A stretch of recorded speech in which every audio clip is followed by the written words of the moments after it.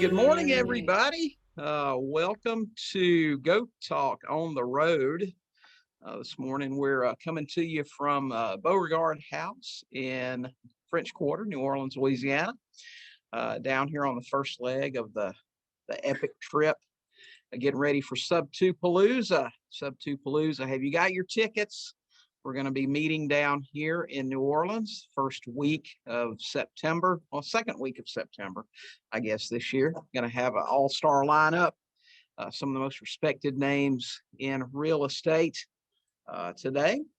This morning on Goat Talk, we have Sub2 coaching student Michael Lamb. Michael is the opposite of everything you're supposed to be able to be successful in real estate today. And I don't mean that in a bad way at all. I'm just saying, Michael has a full-time job. He runs a full-time business outside of real estate. Well, he has a painting contracting company, and I know anybody that knows painting contractors knows those guys stay busy all the time.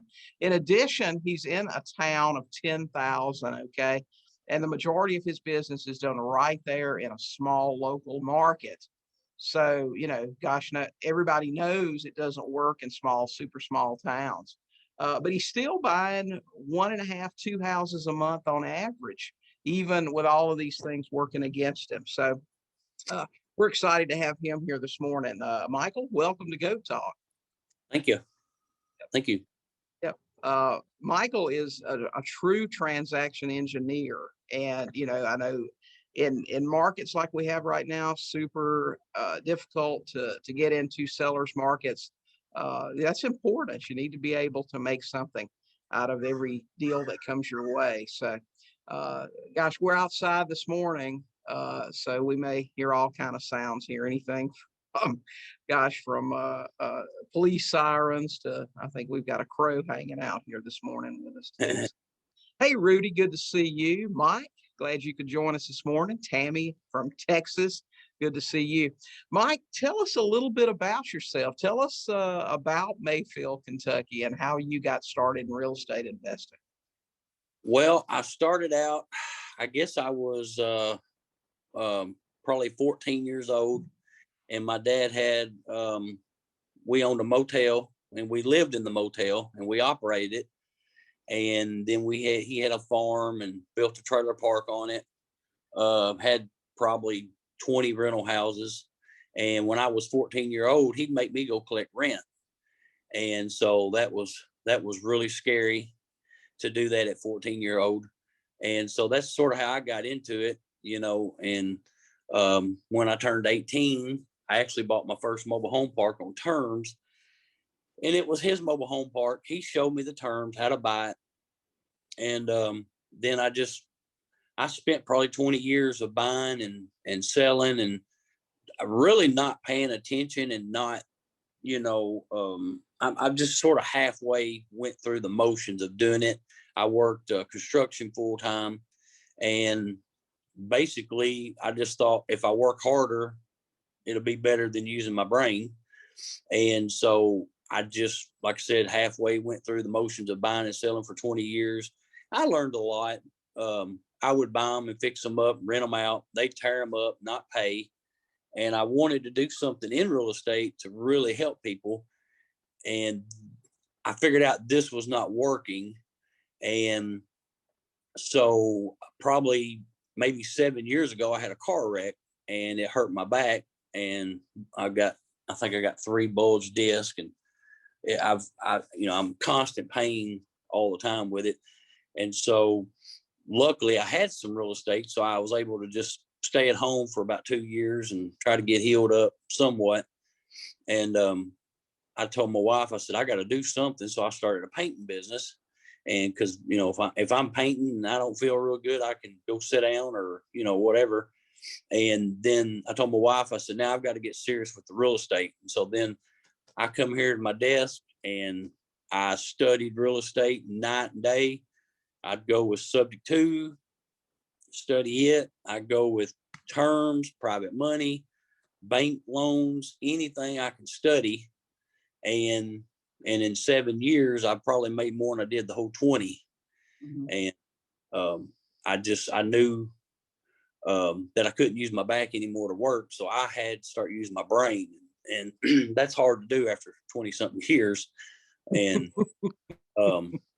but yeah, I really wished I'd had the rec back when I was 18, you know, because I wouldn't have a painting company now. I'd probably just be sitting in New Orleans with you. Well, man, I wish you were down here. We'd go down the street to Port Call and have the best burger in New Orleans. Guys, we still haven't confirmed that's true yet. We have a lot more eating to do. My business partner, my business partner, he come down there. I can't remember now. It's been several months ago, but he come down to New Orleans and hung out for a little bit. And they actually just went to Las Vegas. They just come back from there. So he's a big traveler. I don't like to travel that much. I like to stay at home. Mm-hmm. And I like driving, looking for houses. Right. Hey, Steve, good to see you here this morning. Tim, nice to see you. Tim says it's always inspiring to hear from a small town investor. I think Tim's in a pretty small town up there in Maine too. Ron, they'll tell you that, you know, you got to go state by state. And, you know, I'm missing out on a ton of money by not going state by state or going way outside my area. But my thing is I just hand out, you know, business cards. Right. I wear shirts, and, you know, and my logo is Michael Buys Houses. I've got these little door hangers that I put up. Right. Here, I'll go up to the lake area and I'll just go out and hang these out on doors. And sometimes I'll get a phone call and they're not very nice or happy with me. But, you know, you pick up one house like that, you know, you make $20,000. But, you know, Michael, you can meet people every day in a $20,000 a year job that aren't happy with you. So, you know, I mean, what would you rather be doing? Working for yourself? You know, you run into a grumpy person every once in a while, but that's okay. You know, you just keep looking. Yeah. And that's interesting. Hey, Ron, good to see you. Michigan, good to see you. Mark, good to see you here. Myrna from Charlotte, North Carolina. Gosh, we got a lot of people from North Carolina. I know business is booming over there right now, isn't it? Chris, good to see you. Show us your desk, Mike. Michael showed me his desk this morning. He's talking about, man, he said, I'm busy. I got a lot of stuff going on. He says, look, here are my door hangers. Here's a house we're buying next week. Yeah. Here's some rental stuff. Give everybody the tour like you gave me this morning. Yeah, put me on the spot. All right, here we go. It's my organized mess, but I have a lot of irons in the fire. So this is my flip house. This is all the receipts from that. You got to keep up with those. These are my door hangers that I put out. And this is my board. I'll have certain banks will send me houses that they're going to auction off where I can come in and buy them for cash. I have a spot over here where renters come in and want to pay rent. I can grab a receipt book and get a receipt wrote out really quick. And it's sort of a chaotic mess, but I know where everything's at, I think. So, yeah. Hey, Andrew, good to see you. CB, true GOAT, Michael Lamb. That is absolutely true. Michael is what I try to tell people all the time. You don't have to use the most expensive CRM in the business. You don't have to have 20 VAs. How many VAs you got, Michael? None. Okay. He was telling me this morning, he is it. He's the bookkeeper. He's this. He runs his business and he buys a couple of houses a month, guys. Okay. Think about this for just a minute. Your business doesn't have to be complicated. It really doesn't. That's why I was so excited to have him on here this morning, because you don't have to have all of these things or all of these tools and all of these things to be successful in buying houses. Do you have to hustle? Absolutely. You're a busy guy, man. I know a lot of times you don't even get on the training calls. You say you have to watch them later when you can, because you don't even have time. You're working 12 hours. Yeah. This is the second live video I've done since I've been in there. I couldn't even tell you how long I've been in the program, because I don't have time. I'm too busy buying houses, you know. Right. And hey, Ben, good to see you. Hey, Tammy has a question. How or when did you get it to where the banks contact you for houses that are going to the auction? It takes a long process of, well, I'll give you a good example. I went I've got about 5 local banks here that I deal with, and I don't make them compete against each other. I just tell them the truth of what I'm doing. Like I said, I've been doing this for 20 years, and I just tell them what I'm doing, and it's just a good track record. Pay your bills, pay them early. I had, I think, 3 of them during COVID call me, and they say, hey, if you get in a bind with renters, you need to hold off on payments. That's okay. And so I took offense to that. It made me mad. So on the first of the month, I paid every loan I had, and I did it all through COVID because it sort of made me mad, but I was glad they did that, and I understand why they did that. But I had a new banker came in the other day, and I had bought a house from a guy. I think I bought 3 houses from him, or maybe 4. And he had one there that he didn't want, and I didn't want it. And he finally told me, he said, if you'll give me $5,000 down, I'll deed it in your name. And, we'll do a title search. And then in 12 months, you owe me $25,000. I thought, well, this is a $60,000 house. I'll take it. So I deeded my name. I paid him the $5,000 down. We did a title search. He had a loan at the bank, and then some property taxes or something like that. So I'm like, that ain't nothing. So I went to the bank, and I told him, I said, I was going to pay cash for this house when time comes, but I think I'm going to have you refinance it for me, and maybe I can get a little extra money out of it. And when they found out I deeded my name, the loans in his name, they about come unglued. They was saying like fraud, words like that. And I said, guys, y'all are thinking inside this little box right here. Y'all are employees, and I get that, but it's not fraud. If you look at the HUD sheet, I think it's number 209. 203 and 503. Is it 203? It Yes, asks a Sub2 deal. Is this Sub2? Well, if that's illegal, why is it on the HUD sheet? And so when I talked to this banker, I told him some things that I was doing, and he was just like, I thought he was going to fall out of his chair. And he's like, you got every banker up here like freaking out. And I said, just relax, do a title search, the loans with you guys, clean up the taxes, and refinance it. It's that simple. And so we got the deal done and everything. And now the banker's calling, or he's not calling me, he's asking me like, what do you do about this? What do you do about that? So I think, a good track record and paying your bills and doing right, they'll eventually start coming to you, Right. That's right. And guys, Tammy, especially, what we're talking about here are small local banks. So it doesn't matter where you are. When you're not dealing with Bank of America here, you're dealing with the Mayfield local bank, and there may be 2 or 3. I don't know, how many do you have in your town? You've probably got a handful of them. Probably about 5 or 6, but I try to deal with all of them, because I try to do business at all of them because I want to do business locally. And with a small community, you get to learn. Bob down the street, that's a banker, and he knows what you're doing. And this guy went to the vice president of the bank, and he said, hey, if Michael Lamb said he's going to do something, he does it. So it's just a track record. Right. It's, and I have a JV partner, and we have this conversation, but he's in a small town, and we're talking about the differences in being an investor in a small town and in a big city. In a small town, you can become known as the house guy, and it may take you a little while. It's not going to happen tomorrow, but it's a lot of things, just like the things Michael's talking about here. It's,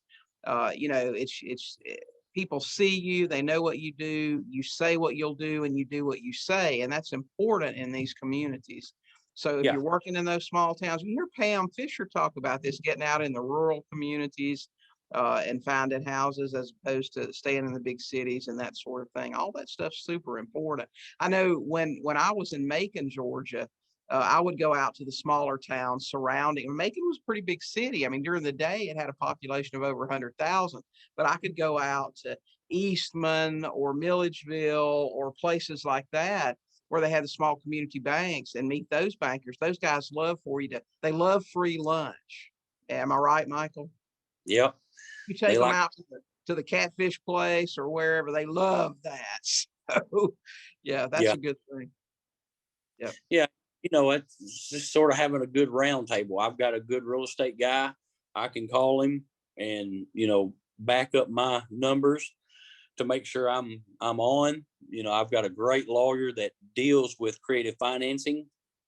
He actually keeps me out of a lot of trouble because I'll do a lot of stuff and he's like, oh, you can't do that. And I thought, okay, well, let's fix it and make it right. And so we do that.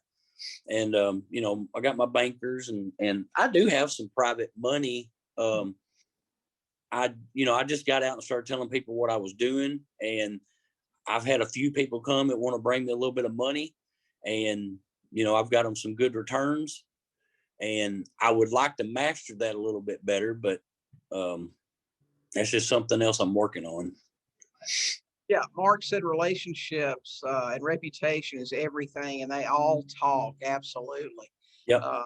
Hey, Bonnie, good to see you. I've lost money on deals because not really lose money, but I could have made more if I would just, maybe, when you do terms on a house, you're really printing your own money, and don't be greedy, give them a fair deal. You get a fair deal, the bank's making money, you're making money, and these people get a house, Right. So you do seller financing, creating your own notes. I know you do mobile home parks. You also do rentals as well, correct? I don't do a lot of rentals. What I do is if I can buy a house, I'll put someone in there as terms and I'll do rent to own with the option to purchase is what I do. And so they're renters, but they're really homeowners, and they'll go in and fix up the properties, and we go through the real estate attorney and set up the contract, and they're thrilled to death. I mean, they come to my house during COVID. I have one guy that lost his job to COVID, and other than that, never had no problems with rent. Right. Okay, well, tell us about one of your deals that you did. We said earlier today we're going to talk about some creative stuff. Tell us about one of your deals that was really unusual, how you found it. Just give us the case study on that. Well, we was going back on the small town and people just getting to know you're the house guy. It was funny. This young guy messaged me and he said, I got a house for sale. And I said, okay. So I went out and looked at it, and it was the house was really nice up front, and then the back of it had an apartment, and it was a dirt floor. The only reason the roof didn't leak is because he had a new roof put on there, but there was no walls, no floor, no nothing. Termites have completely eat this house up. And he was like, I've tried to sell this thing, and everybody's like, if you want to sell it, call Michael Lamb. He'll buy it and do something with it. So I went and looked at it, and I was like, I don't know. This is so I took it as a challenge. So I was like, okay. So I went and talked to him, and, talking about, he bought it and he was in a mess with it and he couldn't afford it. He was just overwhelmed. And I actually offered him to partner with him. And I said, I can give you some money for it. I can't give you what you want, but I'll partner with you and show you how to do what I'm doing. And then that way you can make some money off the deal and you don't lose all your money. He was so scared. He's like, no, I just want you to buy it. And I said, okay. So I told him, I said, I'll give you some money, but it's got to be on terms. I said, because this house is in bad shape. And so I bought it. We got it under contract and all that. And I turned around and sold it. I didn't even know if I could sell it, but I thought, what the heck? I bought it. I put a family in there. They're living in the front, redoing the back. I got them to put $1,500 down. And so what I done is I took 600 of that 1,500 and I went and had the house sprayed for termites. So that way I know the house has been sprayed, and then they got to keep the contract up. And so, it just, that was one deal where nobody would touch the house. Okay. So, so what do you figure? So this house was worth what? They was wanting 28, and I told them I'd give them 15 on terms. And they went for that. They went for that. Well, I mean, they couldn't sell it. They didn't have no choice, and I just told them I'll do the best again. And matter of fact, I actually think I'm giving them, I think I even offered her like 3% interest because it was, and the house is worth, if it didn't have any termite damage, it's probably worth $45,000, 50 maybe. But you can't sell something when it's eat up with termites. Everybody runs the other way. And so I thought, I'll accept this challenge, and I took it, and I'm going to make probably $20,000 off of it. But I bought it for 15 on terms. I sold it for, I think it was 23 or 24, something like that on terms. And I paid her, I think 3% interest, and I charged 7.9. Right. So the people are tickled with it, and they're knocking on my door every month to pay the rent. Yeah, that's great. So, there are a lot of people on here listening that can't even grasp the concept of a $30,000 or $40,000 or $50,000 house. But is that typical for your area where you are there in Mayfield? Yeah, I mean, Mayfield is a lot of just rental properties, and there's we've got some. I live probably about 6 houses from our Mayfield Country Club, and so behind me there's a lot of $100,000 to $200,000 homes. So we got a wide variety of $15,000 houses to $200,000 houses. So 200,000 would be top shelf there. I want to say that, but here on the market here lately, I've been seeing a lot of $400,000 and $500,000 and $600,000 houses pop up, and used to them would not sell. Now they're selling. Oh wow! Okay. So I would not want to buy a $500,000 house in Mayfield. Well, especially top of the market like that, because when everything corrects, and it will, it's probably not going to be worth that anymore. So correct. Right. Hey, Leon, good to see you. Good morning to you. John says, thanks for sharing your experiences. Yeah, we certainly appreciate him. Yep. Hey, Mark says, did Michael get an estimate from a contractor for how much to fix the termite damage, or just sell it as is? I sold it. With the damage. I just sold it as is. And what I done is, like I said, the house is worth probably 45 to 50,000. So I got in with good numbers because I made my numbers really good, so I could pass it on to someone else, or I just had to pay. But I know it's worth 50, so I sold it to them for 23, 24. So I know they got a ton of equity in it. So if they go in there and they spend $20,000, $30,000, they're okay. Yeah. Okay. Yep. And if they didn't pay you, you got a house back. But I mean, you try to, I know we had this conversation earlier where you said, don't be greedy, go in. If you make a really good deal, give somebody a really good deal. Yeah. Yeah. And that's what I did. I got a pretty good deal on that house, and you got to figure out what's wrong. There's a lot of people, they might be depressed, or they don't have no money, or, there's a problem. Once you figure out that problem, you go attack that problem. This was termites. Right. So the only thing that I did to protect myself was, before I did anything, I paid for a termite inspection. Mm-hmm. And I thought, if I told him, I said, you tell me that you can spray it and it's good, I'll buy the house. So he come in, looked at it, he said, yes, I can spray it.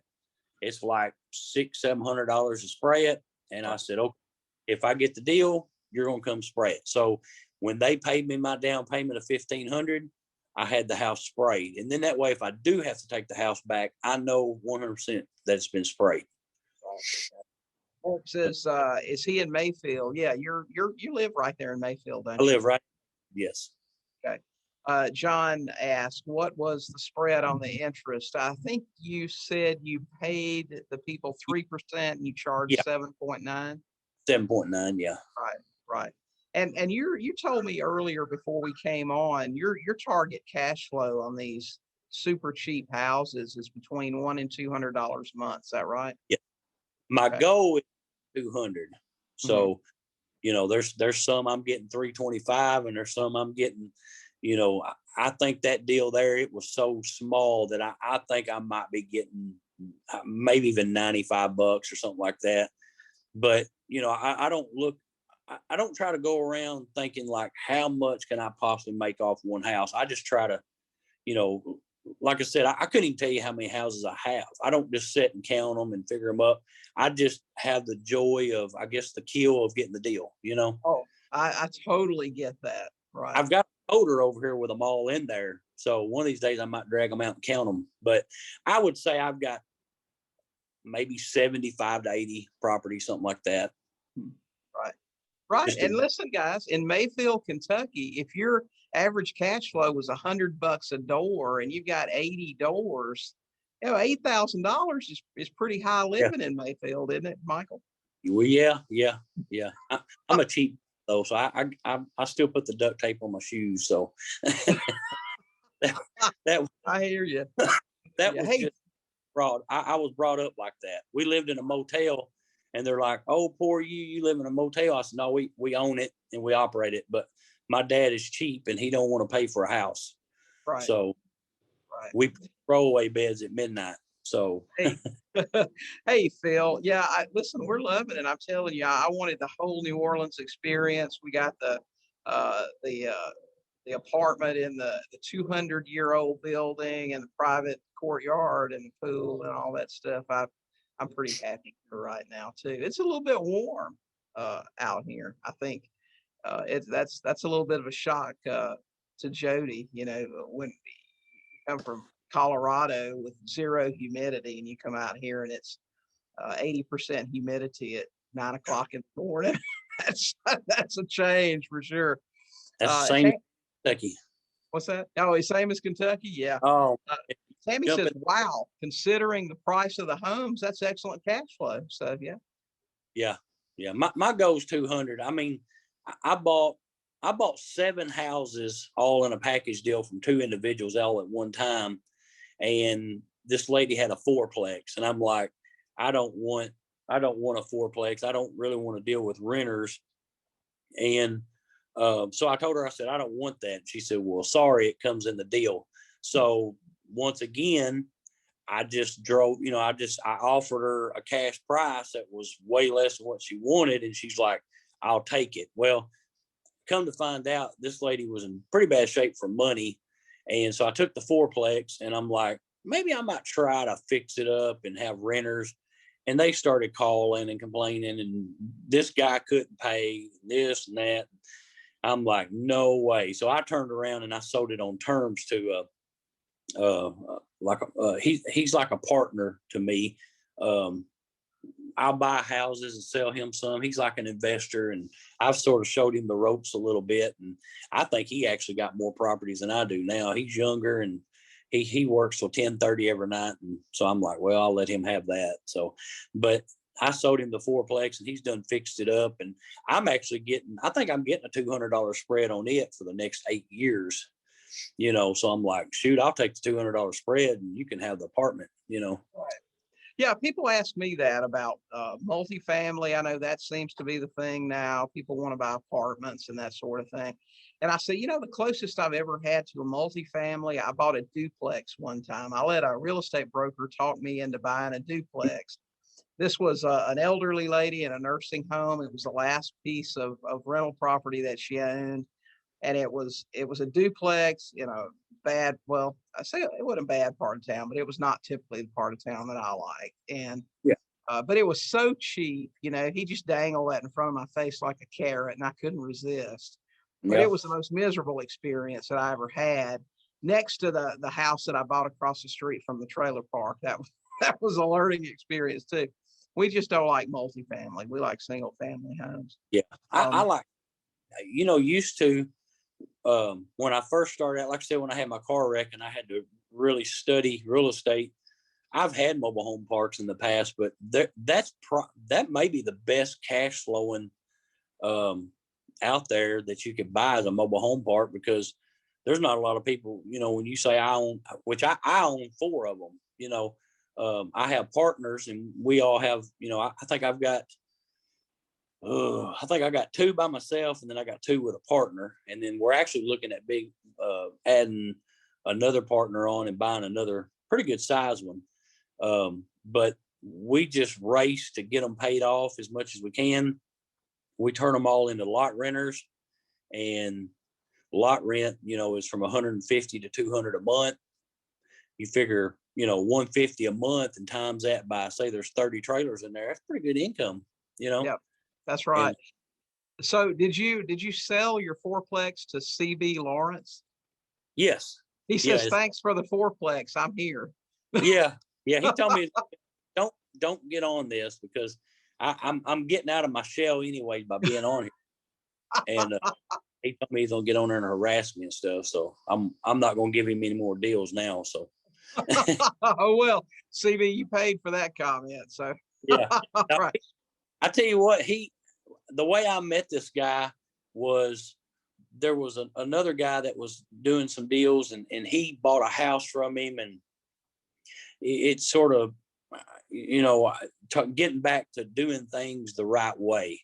And, I guess this guy didn't do title searches and clean up his liens and all that. And so this guy, he got railroaded by him pretty bad, and he contacted me, and we've just hit it off, and I showed him some, rent to own stuff and creative financing, and he took it and took off. Like I was like, wow. Like, and so now we've actually we're going to partner up and maybe try to buy a mobile home park here pretty soon. So. Okay, great. So tell us this, Michael, if you're in a small market right now and you want to become the house guy, now as you said, you've been doing this for 20 years, but I know from experience, it doesn't take 20 years to be known as the house guy.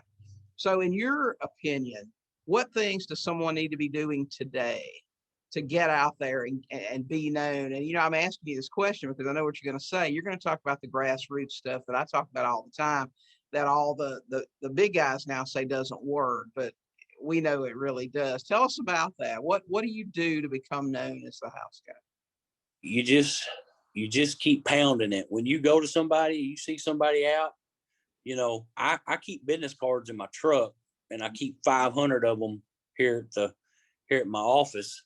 And, I have business cards after business cards after business cards. Right. And I hand them. These are all almost empty now because I've just handed them out. I go somewhere, I just lay them down. Mm-hmm. I mean, I'll go to a store, pitch them out somewhere. We have shirts. Mm-hmm. And, it's just, you just got to wear a shirt. You always got to be wearing something.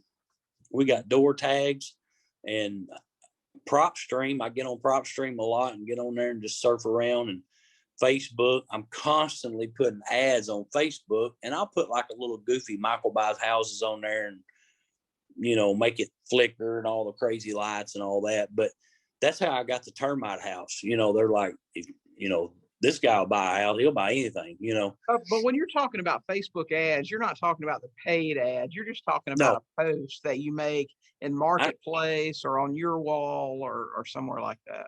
When I talk to some, like when I talk to you and some of the other gurus out there, they say, how much do you have for marketing? I said, zero. They said, oh, you can't afford it. And I said, no, I just don't spend the money.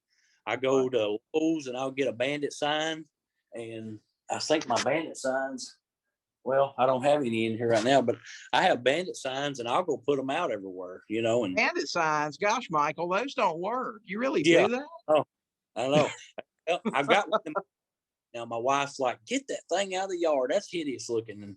But I put them out everywhere. If I'm flipping a house right now that I bought subject to, and I got a sign out there right now. So I stick signs everywhere. I got a magnet on the back of my tailgate of my truck. That's right. And you just have to constantly let people know what you're doing, That's for sure. Hey, Mark asked, do you sell or finance your mobile homes in your parks and get 2 monthly payments, one for the note and then one for the rent? Do you do that? Yes.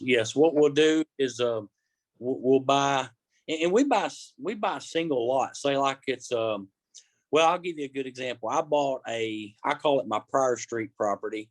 It was a little rundown area.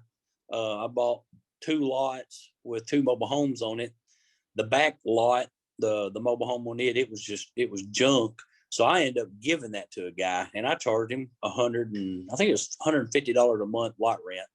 And then the front trailer was pretty nice. So I think I did like maybe 300 a month. So I did 300 or 150 towards the principal of paying the trailer off, and then 150 lot rent. Right. And so he's already cashed it out, and that property's been sitting there making 300 a month for, gosh, I don't know, maybe 4 or 5 years. And I have a drop box here, and they come and put the money in, and I haven't been down there to that property in maybe, well, they had a tornado down there a year and a half ago. So I went down there to make sure it's still there, and it was all good. So down there, and so, Right. yeah, what you do is, you'll have a payment towards the trailer, and then you'll have lot rent. Right. And, and you got to keep it down there for the guys that, to help them out. It's Right. You're paying $350 a month. It don't seem like a lot of money, but you multiply that, I don't know, 4 mobile home parks. I don't know how many I don't even know how many lots we have, to be honest with you. But, I'd say we could probably got 50 maybe. But you just got to keep it down for them, because if, they lose their job or the car breaks down, then they're in trouble for 2 or 3 months, And so you just got to keep that down there. Right.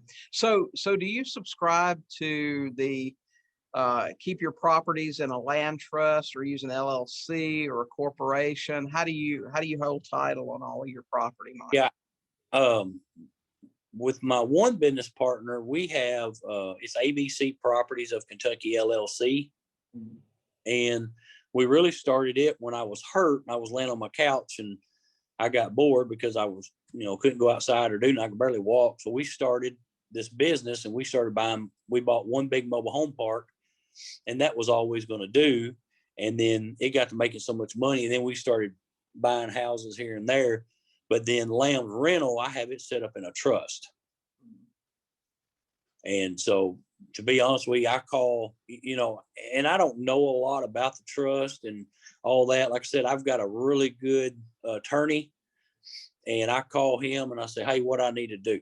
And he sets it up. And, if I have questions, insurance wise or anything like that, I just forward the email over to him, let him do the work, and make sure it's right. Right. So backing up just a little bit here to what you talked about with marketing. You said you basically have zero marketing budget. Now, obviously, you reference PropStream, so you have that. There's a cost, I guess, involved for business cards and things like that. But yeah. But as far as marketing on any scale, where it's Facebook ads or Google pay per click or anything like that, you just don't do any of it. Yeah, no, I actually forgot about that. I do have the PropStream, and it's $100 a month. Right. But yeah, and the pay per clicks, I mean, I've got the whole diagram set over here where I've done a study course. I've wrote it all down to where all I got to do is just sign up for it and get it going. But I feel like I don't need. I don't want to grow. I'm the type of guy I like to keep it simple, right. and I want to have 10 VAs and buying. You hear people say, I bought 200 houses this year, and I'm like, I don't even want to do that. Yeah. Just the deal comes in. I try to work on making it right and getting it done, and I got more deals than I can handle. I know exactly what you're talking about. These people that talk about, my goal is to buy 500 houses next year. I said, why in the world would you want to do that? Don't you want to have a life outside of real estate? Right. Well, that's a lot of times I've told my wife, I said, I'm going to quit painting because I don't have time to paint, Right. And I like painting, and it, makes a little bit of spending money, but I can go out and buy a house and make $10,000, it's sort of stupid to paint, but I like to be outgoing. Plus, I'll tell you another thing I do is when I'm painting and I go out and give a card for Lamb's Painting, they get a card for Michael Buys Houses as well. So I sort of sneak that in there. And then when I'm out painting during the day, I put my headphones in, I get my podcast going, and I study real estate while I'm painting. And so it's sort of crazy, but that's good therapy for me too. So yeah, that's right. People love real estate. They love You know what I mean? They're always wanting to learn about it, talk about it, and that sort of thing. Hey, if you guys have any questions for Michael about his business structure, how he buys a couple of houses a month in a town of 10,000, type them in here and we'll cover those. We've got about 10 minutes left. And the thing about it is, I'm starting to get so spread out that I'm actually trying to hire maybe, a bookkeeper or a personal assistant or something like that, because, eventually you'll get big enough to where you'll start, if you're not working on the business instead of in the business, you'll start choking it out, Yeah, sure. But sounds like you're doing real well right now, just running it yourself. I know that's what I did for years. I mean, I had, 60 properties, I guess, when I was local there in Macon, all single families. And it was really pretty simple. I mean, you have a routine. I didn't work but about 4 hours a day. It's not that complicated. But I didn't have a painting business either. Yeah. That I had to run as well.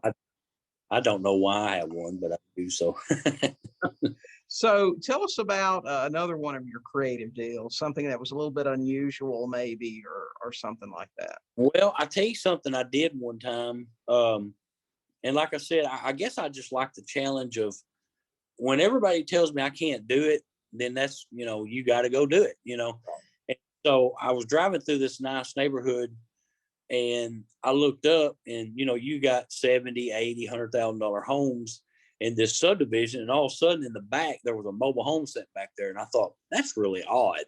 Why would a mobile home be in a really nice area? So I thought, I got to have that, And so I went up there and called the guy and asked if he wanted to sell it. He's like, yeah, it was a rental property. Yeah, I want to sell it. So I bought it. And I'll be honest with you, I don't even remember the numbers. It's been 5 or 6 years ago.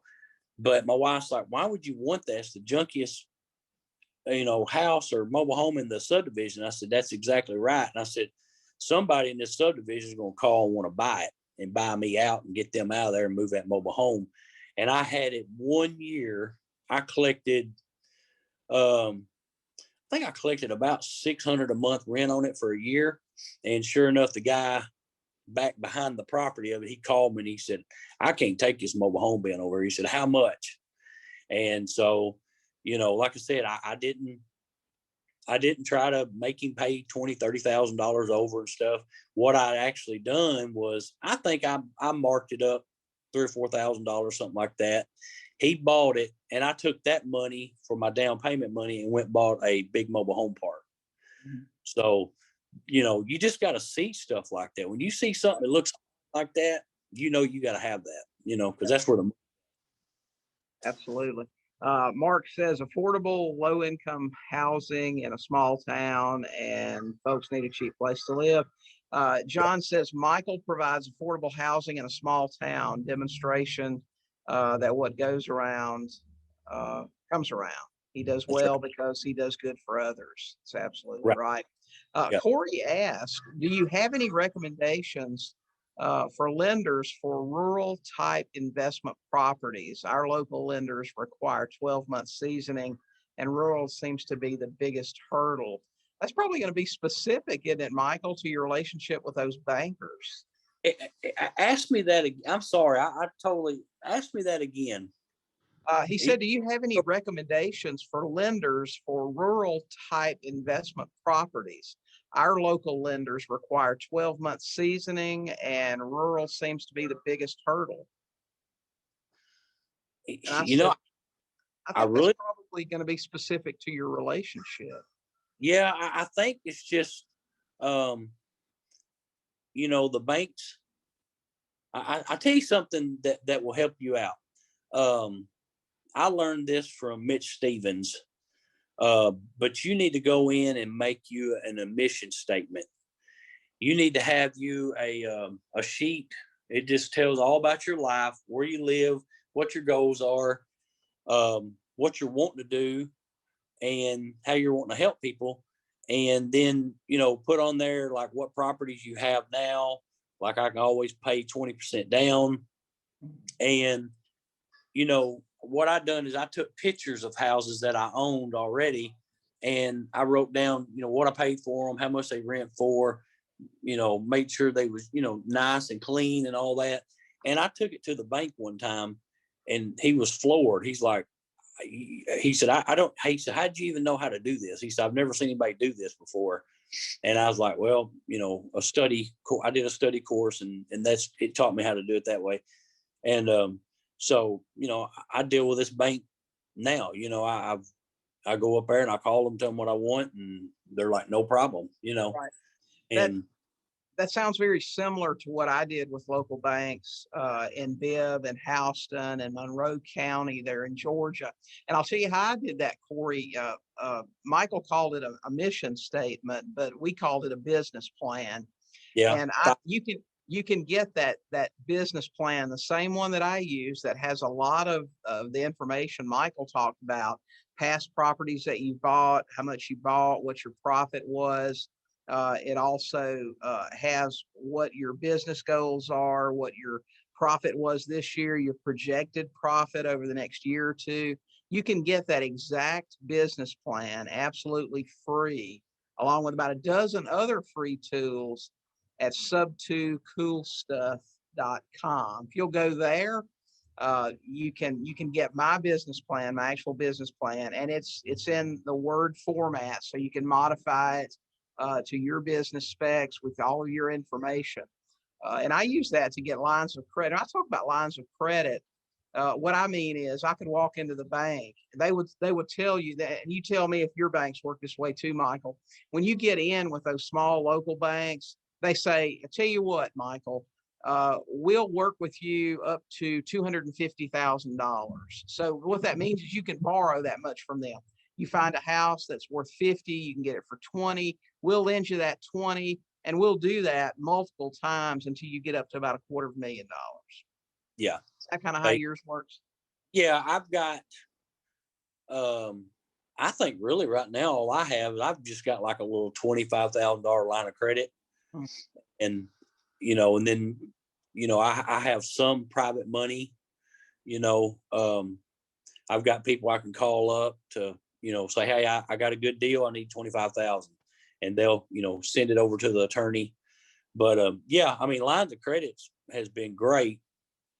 Years ago, I had some, and I didn't do real good with them, but I failed and learned from it and fixed it. And now I've got one at 25,000. I mean, I haven't used it, and it's, it's full sitting there ready to go, but I haven't used it. ABC Properties, it builds up cash, and then we'll buy a house right there, and then Lamb's Rental will build up cash, and we'll buy a house there, and and something comes up, and another thing is you just getting out there and telling people what you do and talking to people. I've had 2 people come in with $200,000 plus trying to buy in, and I told them, I said, well, I don't really want a partner.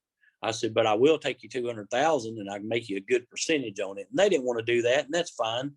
So don't sell out to them. Stick with what you want to do. Right. That's basically what I've done. And, it's really tempting when a guy comes in and says, I got $200,000. I want to be your partner, and it wasn't the right time. I'm not saying that it, later on it might be, but what I was trying to do at that time wasn't working. So, Well, I would certainly wouldn't sell part of my business, but I would make them the same offer you did and say, hey, we can work together for a while. And if that opportunity ever comes up, I will certainly talk to you about it. Right. But exactly. I'd love to use that money. Yeah. Sure. I had another couple that came out, and, they was talking about, we got $200,000 to $300,000 and we'd like to invest a little bit. So we was like, yeah, let's, we can put that money to work. Well, then after the meeting was over with, they're like, but we want to be 50-50 partners, and I'm like, it's good to have partners, but if you get a bad partner, it could be really bad. And luckily I've gotten lucky, and I've got, good partners, but, like Chris, he's on there. I got to know Chris before we done anything. I sold him a couple of deals, and and talked to him, and I seen he had, he wanted to do things right. My other partner I have, we've been friends for years, and so I just don't pick up any partner. I got to know who you are. Right, that's for sure. Okay, so you guys, you said the next big thing you're working on right now is you called it a big mobile home park. So how many spaces does a big mobile home park have in Mayfield? Well, and I said big, but it's bigger than what I have. We've got a trailer park now that we own. It has 23 pads on it. And then I've got a little one that has like 4 pads. I've got a little one that got 7 pads. And then we had one that we bought that had 10 pads on it. And this one here has 38, I think. And it has 18 acres with it. So, you could add some more.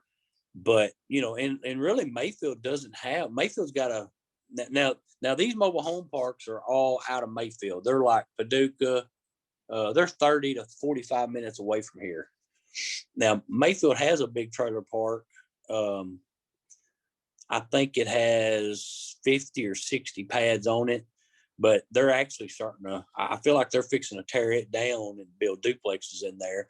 And then my buddy Chris there that was on there a while ago, he's got a park in Mayfield that has about 30 pads on it. So how does that work? How do you buy a mobile home park?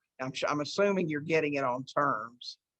Yeah, I mean, the big one we bought through the bank. We was actually, it's funny because there was a big park about 30 minutes from here, and I think it had about 55, maybe 60 pads. And I had been working on this thing for like a year, trying to get all the numbers right. The one hang up I had, it didn't have any septic tanks. Everything flowed into the lagoon system. And so that made me really nervous, but I wanted this thing. And so a good friend of mine, which is a partner now, he's like, man, do you want to take that risk? It's about a $500,000-$600,000 park. And I was like, I don't know. So we researched, and I got right to the point of signing my name on the dotted line. And I was actually talking to a banker, and he was like, well, heck, you just buy this one that's listed in real estate, and it's a lot cheaper and makes a whole lot more money. And so I was like, well, will you give me the money on it if I pay 20%? He said, I think I had to pay like 30% down on it or something like that. And he goes, well, heck yeah, I'll do it, And so I worked on this one part for a year, and there was another one sitting there underneath my nose because I wasn't paying attention. We ended up buying it, and I think we paid like $230,000 or $40,000 for it, and it's making $7,000, $8,000, $9,000 a month. Okay. And so you go through banks. Chris bought the park right down the road from me, CB Lawrence. He did all terms. So it's just you got to get in there and just no really means not right now. So when they say no, just don't give up, walk away. That just means not right now. So you just go back and you sit and think and figure out how to turn no into a maybe or a yes. So it sounds like for most of your deals, the majority of those are inbound. You don't do much outbound marketing. I mean, you'll put out bandit signs or door hangers or something like that, but your leads come from people calling you from your marketing efforts. It's not, you don't do ringless voicemail or texting or any of that stuff. No, and like I said, I go to all the where your multifamily apartments are and your mobile home parks and all that. You go to them and call them and talk to them, if that's what you want to buy. And just, a lot of people are scared to death to make a phone call, but he can't do nothing but say no or hang up. So you call them and just talk to them, form a relationship, and just ask him, say, hey, I'll go over and mow the dang yard for you, to help you out. Just whatever it takes to get in with those people. And, you just never know what kind of, what comes out of a relationship, just helping somebody out, Right. So, even with single family homes, most of your lead source, it's inbound stuff based on either your bandit signs or your door hangers or your business cards. People call you, the majority of them. Yeah. Yeah. Yeah. They call me and like I said, I mean, it's probably 50-50 each way. I get out and hustle and matter of fact, a heat and air guy came and fixed my unit the other day. And I was like, man, you ain't got nobody, you ain't houses or anything to buy, do you? And he's actually, I do have a house to buy. So I'm trying to work on buying it now. And so you got to tell, the heat and air man, that the mailman comes up, I tell him, I said, hey, if you got any houses out through here that you're putting mail in their mailbox and the mailbox spilling over and the grass is a foot tall, call me. I'll come look at it, Right. So And do you do a lot of driving for dollars, or just out when you're out if you notice something? yeah, if I'm out, my radar is going. I'm looking for tall grass and a code violation in the window or a broken window, and I stop, take a picture of it. I go on about my way, and then that afternoon I'll go in there and now that I've started using PropStream, I'll look it up on PropStream and skip trace it and give them a call. Okay, yeah, Tammy's nice. Mark says that's a good point. So many people just won't pick up the phone. They're afraid of the phone, guys, and that's why we have the cold calling ninja training inside the coaching group. If you're familiar with that, you don't Yeah, sound like you're the kind of guy that's afraid to just pick up the phone. You're absolutely right. All they can do is hang up, cuss you out, or yeah, say no. yeah, I mean, and it don't hurt. I mean, I found a property up on the lakes that I wanted to buy, and I was like, man, I love this property. And I was so excited. I texted them. I didn't even realize how late it was because I was looking at properties, and it was like 9 o'clock on a Sunday night. And they was hot. I didn't get to buy that property. So you just have to be careful, Right. Right. That's true. I don't like to call them Sundays. And I, after, like you said, after a certain hour, I think that's family time. And I think that yeah, it might not make some people mad, but some people it yeah, will. And I just don't want to miss those yeah, opportunities. Plus, I yeah, don't want to call on Sunday. yeah. I just don't want to do it. I'm crazy like that. I mean, I'm looking at property. I can't sleep, and it's 1 o'clock in the morning. I'll hurry up and go in there and get on Marketplace and see if I can steal a deal somewhere, Right. And so it's just, I don't know. I guess you got to have a drive. Just look. I have people call me, and another thing is I built a buyer's list. So when I run across these houses, I'll just send them off to somebody else, and I might wholesale it or sell it on terms or whatever. But they'll ask me, they said, how do you get so many houses? You always got houses for sale. And I'm like, well, you got to hustle. You got to hustle, you know? For sure. Hey, Mark. Yep, Mark is commenting again. Yep, recruiting everyone in town to be bird dogs. Absolutely. Yep. That's just all part of that small town thing, letting everybody know what you're doing, it, Mike. Yeah. What I do is I'll tell a lot of, I'll tell people, I say, if you bring me a house and I close on it, I'll give you $100. That sort of motivates them a little bit. Right. Gotcha. Well, Michael, thanks so much for being here with us today Okay. and sharing what you do. Yeah, it's simple, and I'm a one-man show, but and I got good partners. I've got good people around me, real estate people, bankers, and you got to have those guys, and I lean on all of them to help me do the work, Right. and